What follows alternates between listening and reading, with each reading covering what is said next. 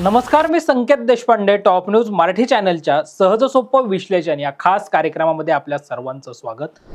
काँग्रेस नेते राहुल गांधी यांनी 2024 ची लोकसभा निवडणूक ही केरळमधल्या वायनाड आणि उत्तर प्रदेशमधल्या रायबरेली मतदारसंघामधून लढवली होती।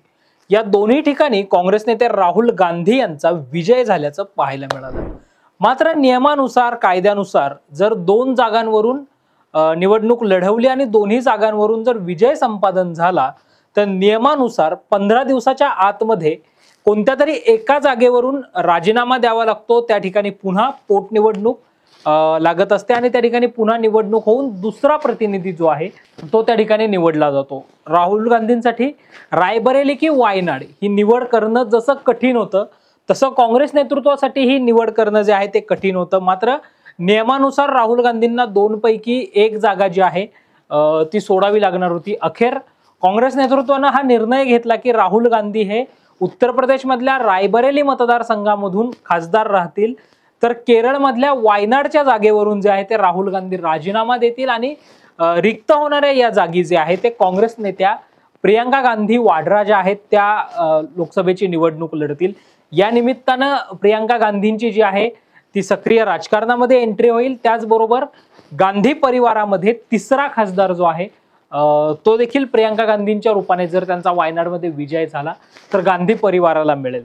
राहुल गांधींनी वायनाड सोडून रायबरेलीचीच निवड का केली, यामागे नेमकं काय कारण आहे किंवा काँग्रेसची नेमकी काय रणनीती आहे तेच आपण या सहज सोपं विश्लेषण या खास कार्यक्रमाच्या माध्यमातून जाणून घेणार आहोत।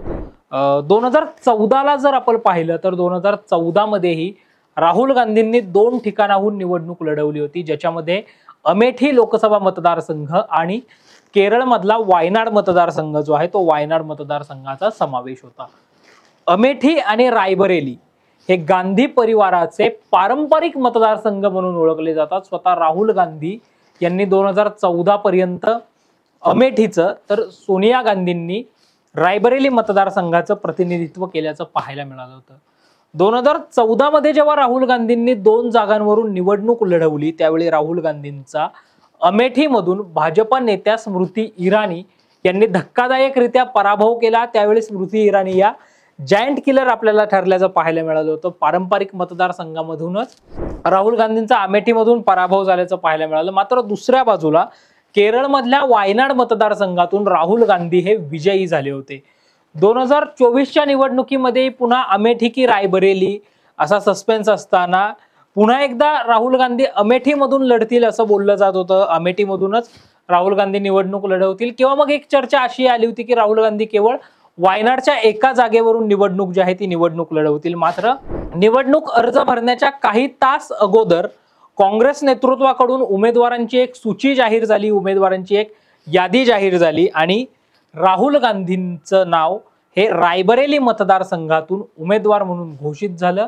तर गांधी परिवाराचे निकटवर्तीय असणाऱ्या के.एल. शर्मा यांना अमेठीमधून उमेदवारी जी आहे ती मिळाली।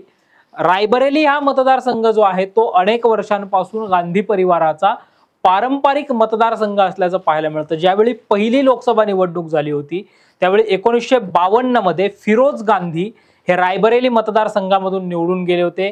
पुढे इंदिरा गांधी, संजय गांधी, राजीव गांधी ते अगदी 1999 पासून ते 2019 मध्ये पर्यंत सोनिया गांधी यांनी रायबरेली मतदारसंघाचं प्रतिनिधित्व जे आहे ते प्रतिनिधित्व केल्याचं पाहायला मिळतं। आता सोनिया गांधींनी जेव्हा निर्णय घेतला की यापुढे सोनिया गांधी या सक्रिय राजकारणामध्ये राहणार नाहीत, सोनिया गांधी या निवडणूक लढणार नाहीत आणि सोनिया गांधी या राजस्थानमधून राज्यसभेवर विजयी झाल्या। त्यानंतर रायबरेलीसाठी प्रियंका गांधी की राहुल गांधी ही चर्चा पुन्हा एकदा काँग्रेस वर्तुळामध्ये रंगताना पाहायला मिळाली होती। कदाचित असं देखील बोललं जात होतं की अमेठीमधून प्रियंका गांधी लोकसभेची निवडणूक लढतील आणि त्या लोकसभेमध्ये जातील। मात्र त्या निवडणुकीमध्ये त्यांनी के.एल. शर्मांना काँग्रेसने उभं केलं आणि के.एल. शर्मा हे विजयी झाले। त्यांनी स्मृती इराणी यांचा या निवडणुकीमध्ये पराभव केला। तर इकडे रायबरेलीमध्ये राहुल गांधी हे विजयी झाले, मोठ्या फरकाने राहुल गांधी हे विजयी झाले। केरळच्या वायनाडच्या जागेवरही राहुल गांधी मोठ्या फरकाने विजयी झाल्याचं पाहायला मिळालं। त्यानंतर आता राहुल गांधींनी वायनाडची जागा जी आहे ती वायनाडची जागा सोडण्याचा निर्णय घेतलेला आहे आणि केवळ रायबरेली लोकसभा मतदारसंघातून राहुल गांधी हे खासदार म्हणून राहणार आहेत। मात्र रायबरेलीचीच निवड करताना का राहुल गांधींनी केली? ज्या केरळमधल्या वायनाड मतदारसंघानं पडत्या काळामध्ये म्हणजे अमेठीमध्ये पराभव होऊनही राहुल गांधींना खासदारकीचा बहुमान दिला, त्या वायनाड मतदारसंघातून राहुल गांधींनी राजीनामा देण्याचं कारण काय? तर याचं प्रमुख आणि पहिलं कारण असं सांगितलं जातं की अर्थातच आपण मगाशी जसं बोललो तसं रायबरेली हा मतदारसंघ गांधी परिवाराचा पारंपरिक मतदारसंघ आहे। त्यामुळे पारंपरिक मतदारसंघ ताब्यात राहावा यासाठी राहुल गांधी हे रायबरेलीचे खासदार असणार आहेत आणि त्याची निवड त्यांनी केला असल्याचं पाहायला मिळतंय। सोबतच दुसरं कारण जर आपण बघितलं तर उत्तर प्रदेशमधल्या जनतेचा विश्वास काँग्रेसकडे पुन्हा खेचून आणण्यासाठी राहुल गांधी हे रायबरेलीमधून खासदार राहतील। आता असं मी का म्हटलं तर 2019च्या निवडणुकीमध्ये रायबरेलीची एक जागा सोडली, दुसरी एकही जागा काँग्रेसला मिळाली नव्हती।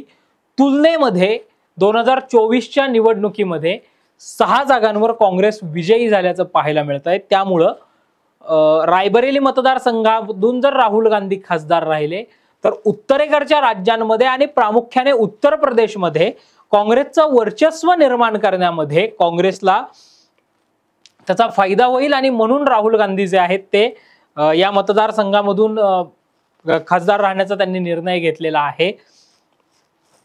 एकेकाळी जर आपण बघितलं तर समाजवादी पक्षाचा बहुजन समाज पक्षाचा मायावतींच्या बालेकिल्ला म्हणून उत्तर प्रदेश पाहिला जात होता। मात्र मधल्या काही काळामध्ये योगी आदित्यनाथ हे उत्तर प्रदेशचे मुख्यमंत्री झाले। उत्तर प्रदेश हा भाजपाचा बालेकिल्ला असा समजला जात होता। मात्र 2024च्या निवडणुकीमध्ये ज्या 80 जागी निवडणूक झाली होती त्या 80 पैकी केवळ 30-32 जागांवरच भाजपाचा विजय झाला। त्यामुळं सपा आणि काँग्रेस आघाडीला तिथं जो आहे तो मोठा फायदा झाल्याचं पाहायला मिळालं। इंडिया आघाडीला तिथं 43 जागांपर्यंत यश जे आहे ते यश मिळाल्याचं पाहायला मिळालं। त्यामुळे एकंदरीतच उत्तर प्रदेश ताब्यात ठेवण्यासाठी काँग्रेसने ही रणनीती केली असल्याचं जे आहे ते बोललं जातंय। याखेरीज अनेक कारणं जी आहेत ती राहुल गांधींनी काँग्रेस नेते म्हणून रायबरेलीची निवड करण्यामागे जी आहेत ती दिली जातात। अनेक महत्त्वाच्या गोष्टी ज्या आहेत त्या राहुल गांधींनी रायबरेलीची निवड करण्यामागे जे आहेत ते दिलं जातात। एकंदरीत जर आपण बघितलं तर 2024च्या लोकसभेच्या निवडणुकीमध्ये भाजपाला मोठा धक्का जो आहे तो बसल्याचं पाहायला मिळालं। कारण 400 पारचा नारा देणारी भाजपा जी आहे ती आपल्याला स्वबळावर सरकार स्थापन करू पाहणारी भाजपाला जी आहे ते मित्रपक्षांच्या मदतीनं सरकार स्थापन जे आहे ते करावं लागलं, एनडीएचं सरकार स्थापन करावं लागलं। त्यामुळं काँग्रेसला पुन्हा एकदा नवसंजीवनी जी आहे ती या निकालानं मिळाली असं जे आहे ते बोललं जात असल्याचं पाहायला मिळतंय आणि त्यामुळं राहुल गांधींनी रायबरेली मतदारसंघामधून खासदार राहण्याचा निर्णय जो आहे तो घेतल्याचं पाहायला मिळालं। नेहमी साधारणतः असं म्हटलं जातं की केंद्रात जाण्याचा रस्ता जो आहे तो उत्तर प्रदेशमधून निवडला जातो। म्हणजे आतापर्यंत जर आपण पाहिलं तर इंदिरा गांधी पंतप्रधान झाल्या त्या उत्तर प्रदेशमधून विजयी झाल्या होत्या। राजीव गांधी पंतप्रधान झाले ते उत्तर प्रदेशमधून विजयी झाले होते। भाजपामध्ये अटल बिहारीजी वाजपेयी उत्तर प्रदेशमधल्या मतदारसंघामधून विजयी झाले होते। इकडे राहुल आता सध्याचे पंतप्रधान नरेंद्र मोदी जे आहेत ते देखील वाराणसी मतदारसंघामधून आहेत, जो वाराणसी मतदारसंघ उत्तर प्रदेशमध्ये येतो। त्यामुळे नेहमी साधारणतः असं बोललं जातं की सत्तेकडे जाणारा रस्ता जो आहे, दिल्लीच्या सत्तेकडे जाणारा, केंद्रात जाणारा रस्ता जो आहे तो उत्तर प्रदेशामधून जातो आणि यामुळं काँग्रेससाठी उत्तर प्रदेश जे आहे ते महत्त्वाचं राज्य असणार आहे आणि यामुळेच राहुल गांधींनी जे आहे ती उत्तर प्रदेशमधल्या रायबरेली मतदारसंघाची निवड जी आहे ती केली असल्याचं पाहायला मिळतंय। अशी अनेक साधारणतः कारणं जी आहेत ती राहुल गांधींनी रायबरेलीमधून खासदारकी ठेवण्यामागची सांगितली जात आहेत। मात्र आता मग प्रियंका गांधींना वायनाडमधून उमेदवारी दिली गेली, प्रियंका गांधींचा केरळसाठी काय फायदा होणार? तर अर्थातच गांधी परिवारातून नेतृत्व असल्यामुळं तिथे काँग्रेसच्या विजयाचा मार्ग जो आहे तो सुकर होऊ शकतो आणि त्यामुळे प्रियंका गांधींना तिथे उमेदवारी जी आहे ती दिली गेली असल्याचं बोललं जात आहे। तर ही माहिती तुम्हाला कशी वाटली हे आम्हाला नक्की कळवा आणि अशाच ताज्या आणि महत्त्वपूर्ण बातम्यांसाठी पाहत रहा टॉप न्यूज मराठी, आपला महाराष्ट्र आपली बातमी आणि हो, आता top news Marathi channel Jio टीव्हीच्या OTT प्लॅटफॉर्मवर तेही. Come on guys, hurry up. यार सुन ना, एक ब्रेक ले लेते हैं. Guys, I'm telling you, तुम लोगों को सही से ट्रैकिंग नहीं आता. But that's okay, you can learn. रोज का ढक्कन देना. ये रेड वाला है, सही वाला देना. अबे ढक्कन, पहले तो सही पानी पीना.